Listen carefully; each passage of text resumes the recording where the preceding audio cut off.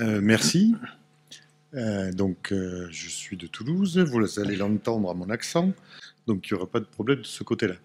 Donc la physiopathologie de la spasticité, quoi de neuf? Alors en 20 minutes, la physiopathologie de la spasticité, c'est un peu difficile pour moi. Et quoi de neuf? Il n'y a pas de choses absolument récentes dans les minutes actuelles, mais peut-être qu'on peut quand même faire l'évolution des concepts sur les 25 dernières années, et ça a beaucoup changé, par contre, dans ce domaine-là, sur les 25 dernières années.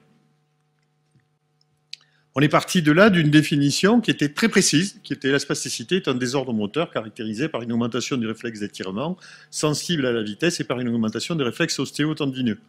C'est très précis parce que ça vous dit quoi? Ça vous dit c'est une hyperexcitabilité de l'arc réflexe myotatique. Et donc, alors, c'est une des manifestations du syndrome pyramidal, on dirait en français. Alors, les anglo-saxons utilisent motoneurone supérieur ou parapyramidal, on va revenir là-dessus, pour voir qu'ils mettent un certain nombre de différences. Et puis, on est dans la plasticité, donc on peut avoir de la plasticité positive et on peut avoir de la plasticité négative. Et c'est un modèle de plasticité spinale assez intéressant. Donc, syndrome parapyramidal. Pourquoi syndrome parapyramidal? Vous avez vu, donc, on a discuté sur le syndrome, le faisceau corticospinal, celui qui part de M1 et qui se projette monosynaptiquement sur les motoneurones situés de l'autre côté.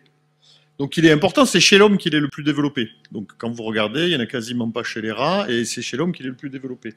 Mais on a tendance à penser que la voie motrice, c'est juste ça. Alors qu'en fait, ce n'est qu'une partie du faisceau qu'il y a dans les pyramides où il y a à la fois des fibres se projetant monosynaptiquement et des fibres se projetant oligosynaptiquement ou se projetant sur d'autres faisceaux. Et donc il y a un monsieur, il y a déjà un moment qui s'appelait Fries, qui s'intéressait à ça et qui est allé un peu essayer de typer où est-ce qu'on pouvait trouver le faisceau pyramidal direct. Vous avez vu déjà que c'était concordant avec ce que vous a montré Charlotte Rousseau, c'est dans le bras postérieur et c'est plutôt le tiers moyen. Donc il a regardé ce que donnaient des lacunes dans le tiers moyen du bras postérieur, donc qui touche spécifiquement la partie monosynaptique du faisceau pyramidal. Eh ben, il n'y a pas de spasticité. Donc c'est une des raisons pour lesquelles les anglo-saxons ne disent pas syndrome pyramidal, mais parlent de syndrome parapyramidal, parce que en fait, c'est probablement les faisceaux autour, et chez l'animal c'est assez clair, c'est le réticulospinal, c'est le vestibulospinal, ce sont les faisceaux qu'on peut trouver autour, qui sont ou les projections du cortex sur ces différents faisceaux qui sont responsables de la spasticité plus que la projection sur ce faisceau-là. Là, il n'y a pas de spasticité, il y a relativement peu de déficit de force. Par contre, il y a effectivement ce que nous a montré ce qu'on appelle la trompette de Lindbergh, le dextran. Voilà. Il y a une maladresse, un déficit dans l'interaction entre les différents doigts quand on a une lésion de ce faisceau-là. Alors, si on se lance dans la physiopathologie, et les gens ont commencé par là, hein, dans les années 60, ben voilà notre réflexe myotatique, celui qu'on décrit, le monosynaptique, celui que tout le monde vous décrit, il est là, et puis il se projette sur les motoneurones, et vous voyez qu'il a plein de boucles de régulation. Il a les 1B, il a l'inhibition présynaptique qui est ici, le range influx, et puis tous les commandes centrales se projettent aussi sur le motoneurone et sur ses interneurones. Ils sont capables de moduler ce réflexe. Et donc, les gens ont passé un certain temps à faire le tour de toutes ces différentes boucles. Alors, je ne vous ferai pas le tour parce que sinon, en 20 minutes, je ne vais pas y arriver et je vous dirai rien d'autre. Voici un petit peu de manière globale ce qu'on peut voir. Et c'est une chose intéressante, c'est qu'en fait, on retrouve qu'à peu près tous les circuits de régulation sont modifiés dans le sens d'une diminution des inhibitions et une augmentation des excitations. Alors, il y a des gens dans la salle qui ont pas mal participé à ça. Il y a Claire Aymar qui s'est occupée de l'inhibition présynaptique en particulier et qui est allé montrer que c'était variable en fonction des étiologies entre le membre supérieur et le membre inférieur chez l'hémiplégique et puis par rapport aux paraplégiques. Et puis, vous avez un monsieur qui est Emmanuel Pierrot-Dessini, qui était à la Pitié-Salpêtrière, qui s'occupait du service de médecine physique et réadaptation, qui a beaucoup participé à décrire toutes les méthodologies permettant de manière assez pure de décrire tous ces différents réflexes. Mais globalement, tout est à peu près modifié. Alors, ceci dit, sur le plan clinique, est-ce que c'est très intéressant ça? Oui, partiellement. Parce qu'en fait, le clinicien, il mélange dans le terme de spasticité un ensemble de symptômes qui sont assez divers.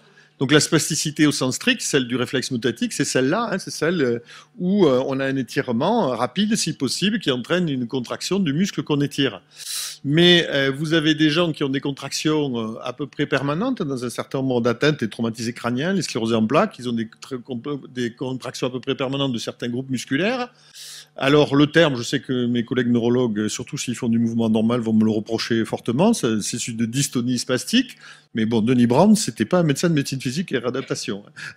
Donc c'était une autre époque. Mais on voit chez les spastiques des contractions permanentes de certains groupes musculaires qui ne correspondent pas à la définition de la spasticité. Vous avez tout un tas de syncinésies, de spasmes, de réactions associées aussi qui ne correspondent pas à la définition de la spasticité. Et puis vous avez le petit dernier qui sont ces co-contractions, c'est-à-dire ici, vous voyez, on essaie de faire une extension du cou, et vous voyez qu'on active le brachial avant d'avoir activé le triceps.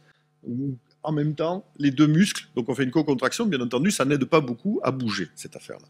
Du coup, ça a mené en 2002 à modifier la définition. On est devenu beaucoup plus large. On assume que les activités involontaires, on pourrait discuter ça, impliquent les réflexes, et que la spasticité, c'est une hyperactivité intermittente ou soutenue des muscles associée à un syndrome du motoneurone supérieur. Je vous ai dit pourquoi on utilisait cette définition-là, et pas syndrome pyramidal directement. Donc, dans cette nouvelle définition, la vitesse du mouvement et l'étirement n'est pas une nécessité absolue. Alors, ceci dit, si on repart sur le réflexe, il n'y a pas qu'un réflexe. On a tous une vision que le seul réflexe qui sert, c'est le réflexe myotatique. C'est vraiment pas bien sûr du tout. Des réflexes, il y en a plein. Donc, déjà, si vous regardez le réflexe myotatique, donc vous regardez le réflexe myotatique, le monosynaptique, fort sympathiquement, mais le réflexe myotatique, on l'obtient pour des étirements très très brefs. En fait, quand on tape avec le réflexe sur le tendon, on fait un petit réflexe et on a une contraction, et la première partie est monosynaptique.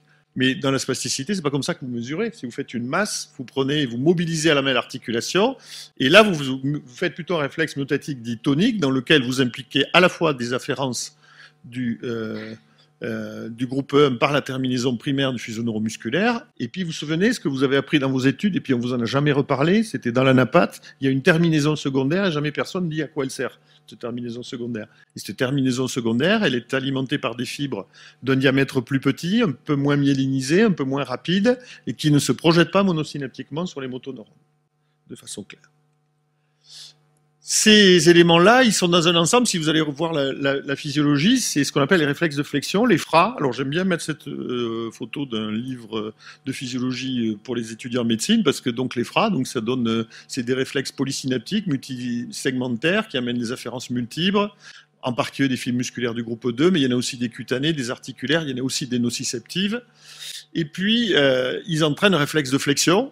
Donc du coup, à quoi ça sert un réflexe de flexion? Donc vous allez trouver dans le livre, si vous mettez le pied sur une punaise, ça va vous permettre de remonter le pied. C'est d'une utilité modeste. En fait, ce qu'on oublie de vous dire, c'est que dans la littérature de l'animal, c'est toujours resté sous la terminologie FRA, FRA, flexor réflexe afferens. Mais les gens se sont rapidement rendus compte que quand on faisait une spinalisation, quand on travaille chez l'animal, on veut déconnecter tout ce qui est encéphale.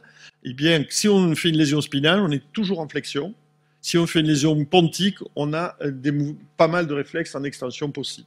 Et vous avez une dame qui a découvert ça et qui s'en est beaucoup intéressée, qui est Elżbieta Jankowska, qui a fait une description chez le chat de ces différents réflexes pour montrer qu'ils avaient un rôle essentiel dans la posture et la locomotion. Il y a en particulier un ensemble d'interneurones qui reçoivent à la fois des afférences du groupe 1 et du groupe 2, qui ont des projections oligosynaptiques, c'est-à-dire qu'il y a deux synapses jusqu'au motoneurone, et qui jouent un rôle majeur dans la génération du pattern de marche. Ils sont bien situés, localisés dans ces différentes tranches. Est-ce que chez ces réflexes de flexion polysynaptiques, vous les connaissez, chez le blessé médulaire, on a montré qu'on avait une augmentation des réflexes polysynaptiques au détriment des oligosynaptiques. C'est-à-dire des réflexes avec plusieurs synapses multiples. Si vous les connaissez bien, parce qu'en fait, ça correspond au spasme. Tous les blessés médulaires ont des spasmes quasiment. Le retentissement fonctionnel, ça dépend de la fréquence et des circonstances. C'est ça l'élément clé. Il est classique de dire lésion complète flexion, lésion incomplète extension. C'est pas toujours aussi vrai. Et puis même malade peut avoir de la flexion et de l'extension. Il peut passer de l'une à l'autre. La seule chose qu'il faut se souvenir, c'est qu'effectivement, il y a des fibres de la douleur à l'intérieur de ces différents réflexes et que la première chose à chercher, c'est un facteur favorisant, une épine irritative. Je n'aime pas beaucoup ce terme, mais il est assez consacré. Et les classiques, vous les connaissez, c'est l'escar, la thrombophlébite, l'infection urinaire, le fécalome et la syringomyélie. C'est les grands classiques de cette affaire-là. Chez l'hémiplégique aussi, vous les connaissez, puisqu'il y en a un, le réflexe de flexion que vous utilisez, c'est le signe de Babinski. C'est un réflexe de flexion qui normalement est inhibé et qui se libère dans le cadre de lésions. Et puis on voit assez régulièrement des triflexions, en particulier chez des sujets âgés qui ont une coxarthrose, ils se retrouvent avec un réflexe de flexion qui est assez gênant pour tenir debout. Alors, est-ce que ces circuits du groupe 2, on peut les étudier? Oui, on peut les étudier, mais il a fallu prendre un moment. Pourquoi?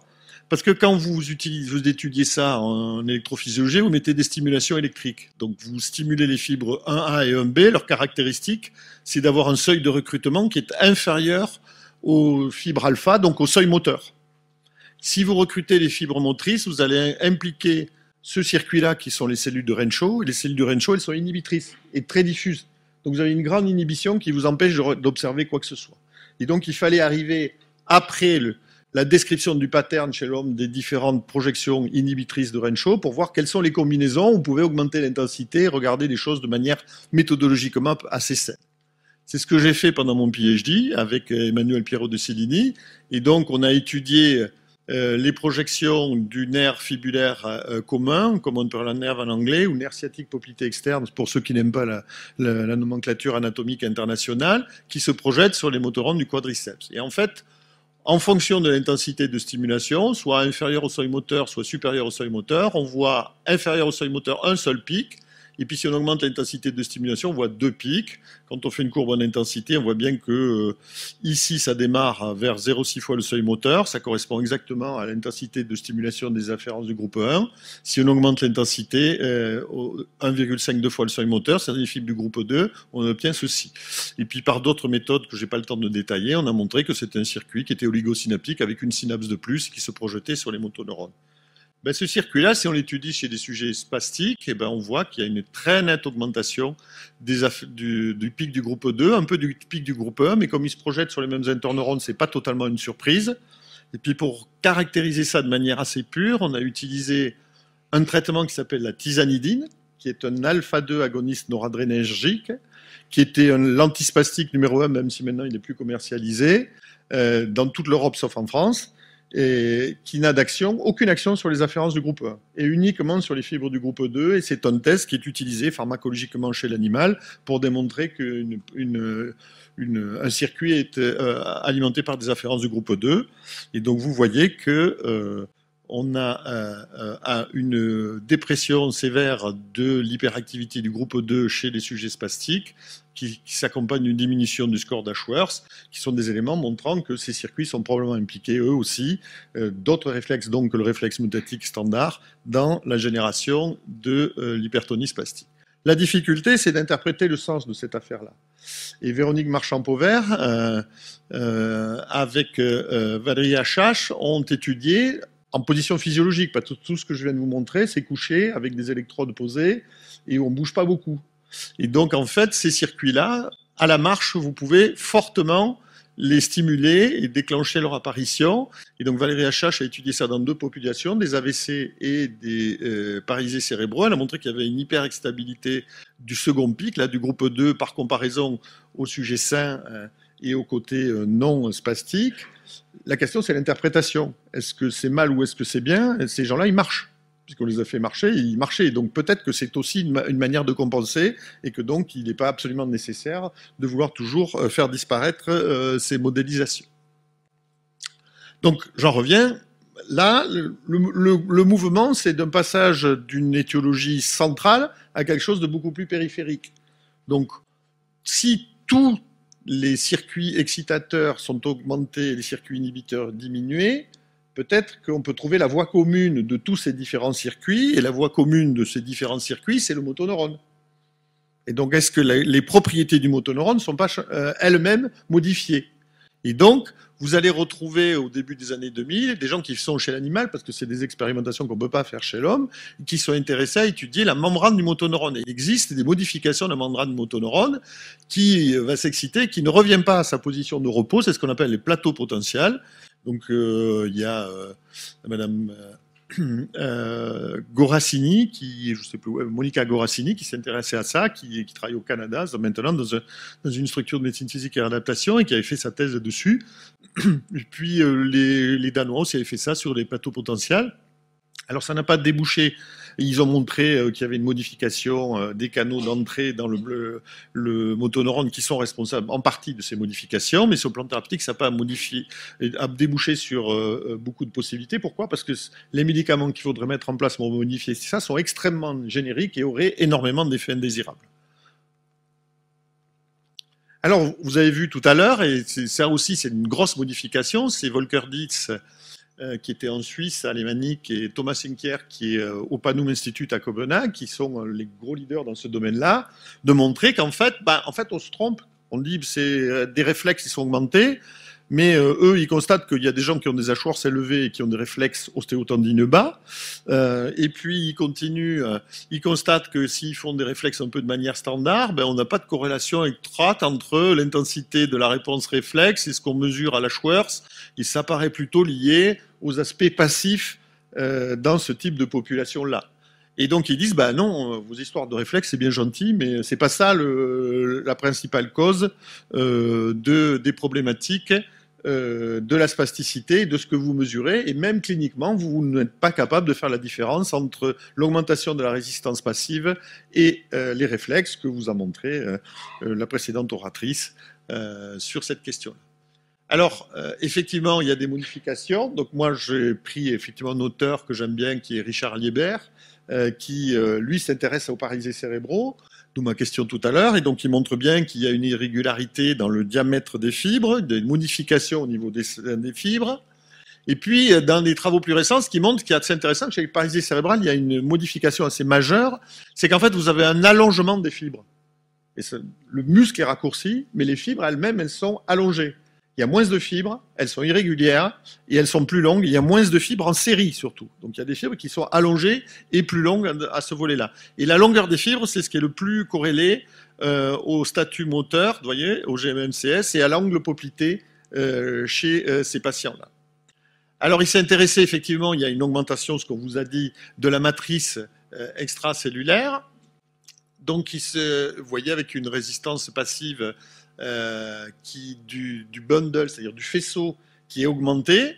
Quand on regarde les fibres elles-mêmes, je ne sais plus où elles sont pas là. C'est pas vrai, elles sont pas forcément augmentées. La résistance, par contre, le faisceau, lui, est augmenté. Il s'était intéressé à la titine. Pourquoi? Parce que dans le modèle animal du lapin, la titine, c'est quelque chose qui est impliqué dans la fibrose. Il y a aussi quand il y a une souffrance cardiaque, on voit apparaître cette protéine qui est liée aussi à la fibrose des muscles. Ça marche pas dans la paralysie cérébrale. La titine, elle n'est pas significativement différente de ce qu'on peut trouver dans le muscle normal. Il s'est intéressé à ça, mais il a montré qu'on n'arrivait pas bien à corréler la titine avec la raideur, mais pas non plus avec le collagène autour. Et en particulier, il s'est intéressé à la qualité du collagène pour voir si elle était différente. Chez le paralysie cérébrale, elle n'est pas différente. À partir du type 4 de collagène est un des plus rigides. Vous voyez qu'en fait, ils ont la même proportion. Ils en ont plus, mais ils ont la même proportion. Et si on fait la quantité de hydroproxylamine, c'est un marqueur de la quantité de collagène autour des fibres, on n'a pas une bonne relation avec la raideur. Donc, à la fois une augmentation de la matrice extracellulaire qui joue peut-être un rôle, mais elle ne suffit pas à expliquer l'intégralité des phénomènes.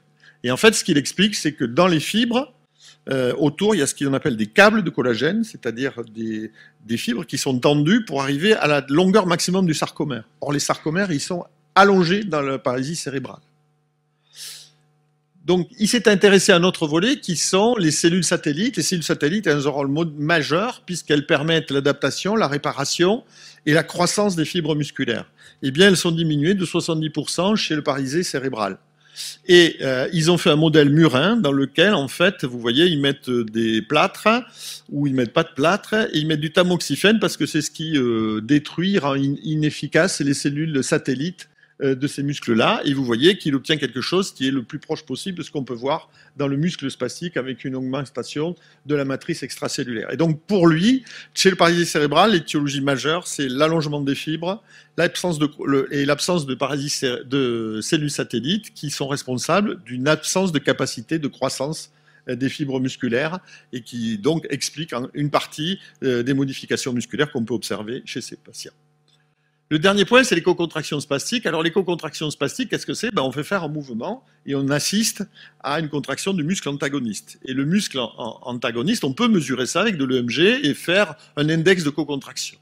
Et en fait, quand on fait cet index, on s'est amusé dans l'équipe à faire ça, on voit que c'est ce qui est le plus corrélé à la limitation active d'extension du coude, même quand on fait une mesure de la co-contraction en isométrique, ce qu'on avait fait dans ce premier papier, voilà, que c'est pas du tout corrélé à la spasticité mesurée cliniquement. C'est-à-dire que cliniquement, vous pouvez avoir beaucoup de spasticité et pas de co-contraction, et beaucoup de co-contraction et pas de spasticité. D'accord? C'est très lié au Fogel-Meyer et c'est lié aussi à l'action recherche. Donc, on a le sentiment que l'éco-contraction, c'est quand même une des choses qui gêne le plus les patients dans ces situations-là. L'autre aspect intéressant, je vous ai parlé de réflexes spinaux, je me suis beaucoup intéressé à ça.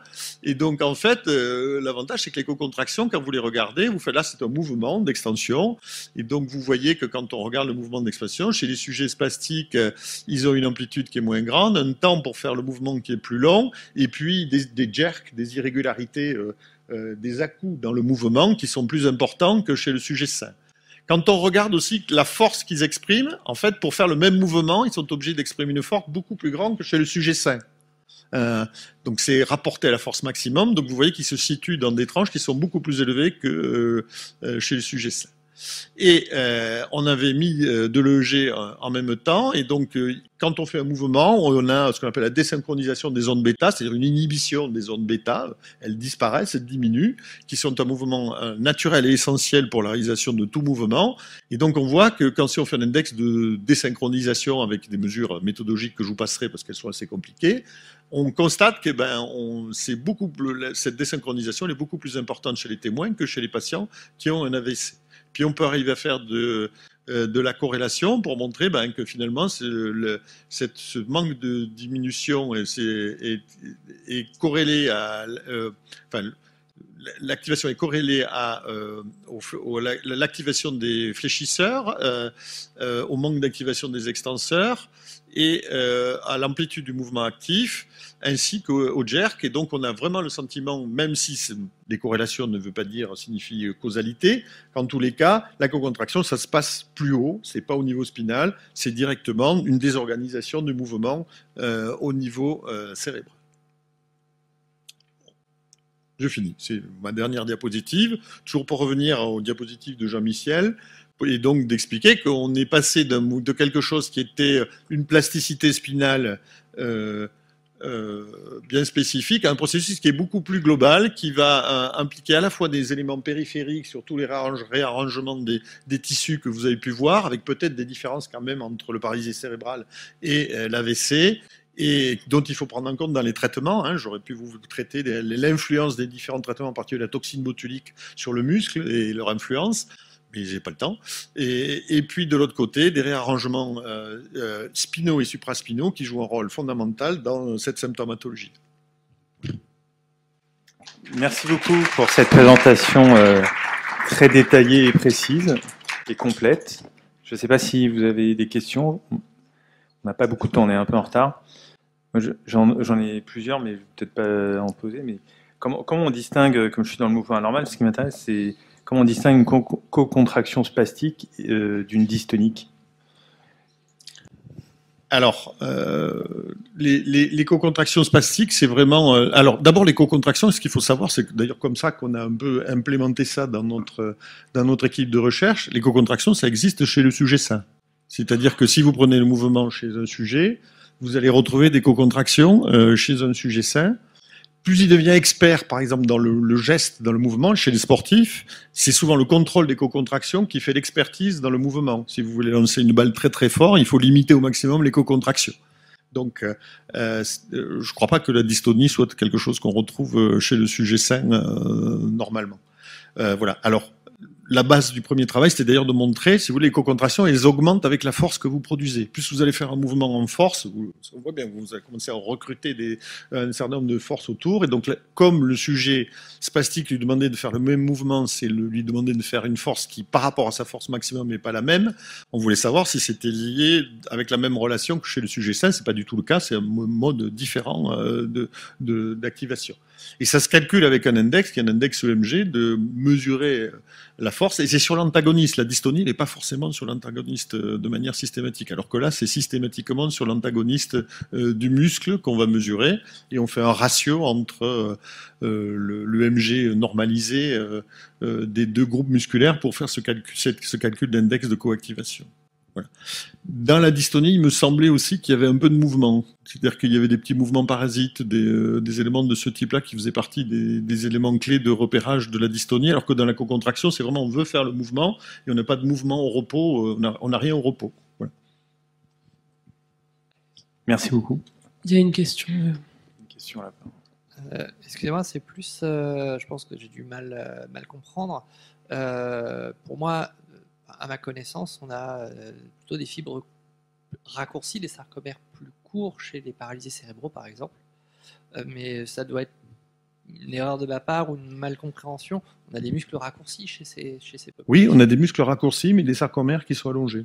D'accord, ce qui réduit le potentiel de contraction. Voilà. Ok, ils sont moins, voilà. Il y en a moins. On a des muscles qui sont raccourcis, on a des faisceaux qui peuvent être raccourcis, mais au sein de chaque faisceau, ce que tu décris très très bien, Monsieur Liebert, allez voir ses publications, il montre qu'il y a des fibres, des sarcomères qui sont allongés, et il y a moins de sarcomères en série. Parce que normalement, dans un faisceau, vous avez des sarcomères en série, et là, vous avez peu de sarcomères en série.